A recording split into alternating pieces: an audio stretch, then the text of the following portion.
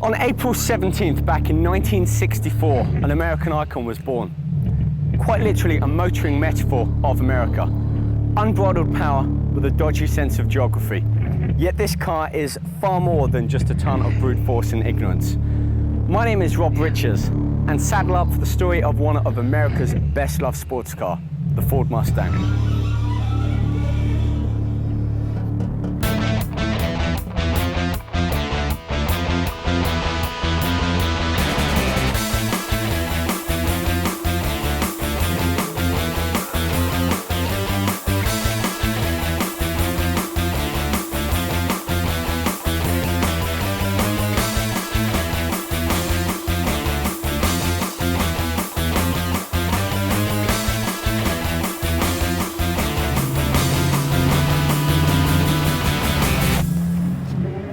The Ford Motor Company rolled out the first Mustang at New York's World Fair, and within a year had sold 417,000 cars, with a base price of just over $2,300. After only 3 years, and in 1967, Ford wanted everything about the Mustang to be improved.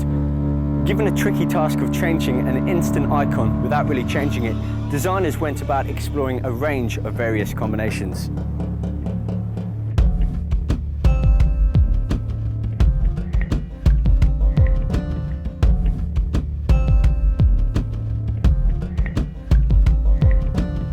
New sketches of what was soon to become the '67 Mustang clearly favoured crisp lines and soft rounded form over the old blockier Mustang model. The '67 revolved more around performance, which was reflected more in its beefed up appearance. Another addition to the '67 were the thin bars applied to the back panel. One of the most radical changes was the sweeping full fastback roofline, inspired by that of Ford's GT40. Changes inside were no less numerous.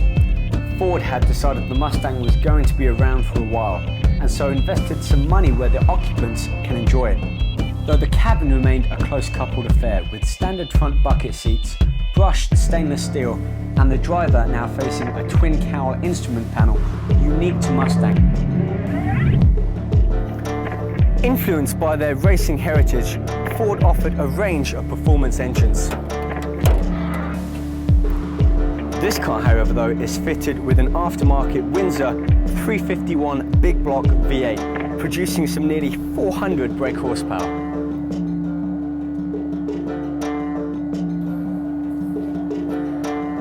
Anyone who likes the first generation Mustang should really go nuts for the '67. It's a much better looking car than photographs show, and even video doesn't do this car the justice it deserves.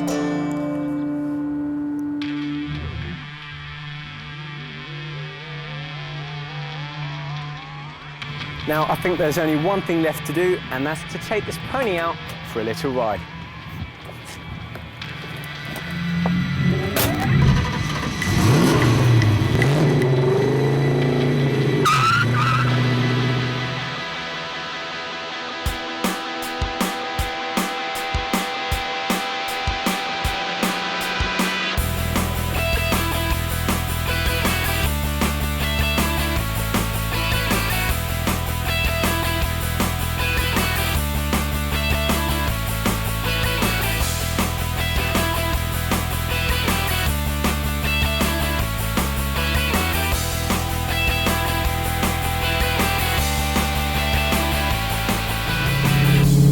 What big block bars really cared about was blazing straight line acceleration.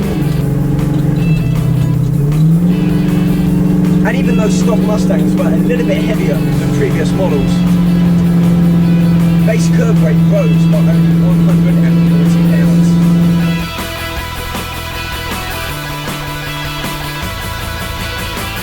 Typical figures were 0 to 60 in 7.5 seconds. A standing quarter mile in 15.5 seconds at 95 miles an hour, and an all-out speed of 120 miles an hour.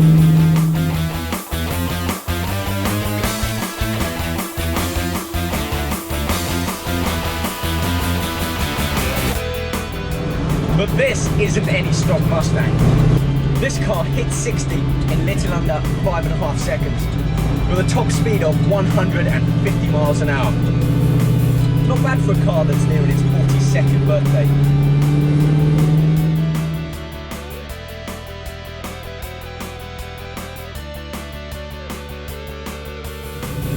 But like with so many aging American icons, big performance figures don't make up for less than perfect behaviour, especially when it comes to cornering.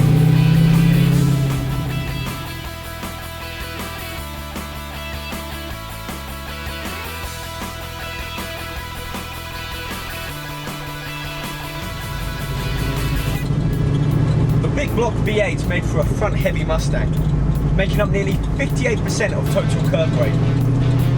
And whilst it skipped around corners like a broken record, with all the drunken swagger of the aging rock stars who once sang them, it does corner willingly. Although it doesn't seem to seek the right line instinctively.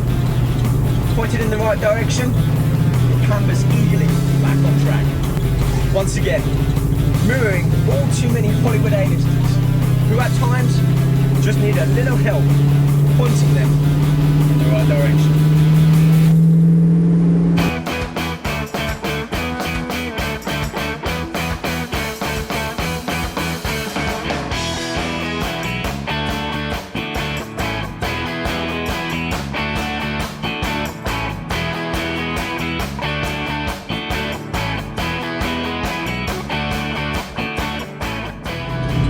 I have to say that this car in particular handles as well as just about any other car out there, especially after all the suspension tweaks and modifications it's had done.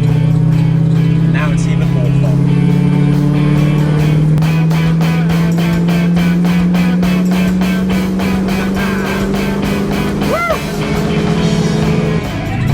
True, understeer is here, but oversteer can soon be induced.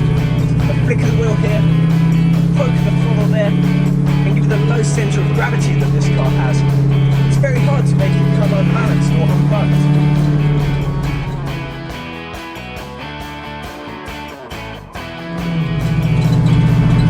But given the primitive hardware back in the day, the 67 Mustang really is a fine handling car, giving the driver a real sense of security. The Mustang Fastback gained popular culture status when used in the crime thriller Bullitt, played by actor Steve Mcqueen, who drove a modified green '68 Mustang GT Fastback through the streets of San Francisco. Not too dissimilar to the one I'm driving now here in Southern California. You know, I think the Mustang GT Fastback is totally understated, but people just don't give it enough credit.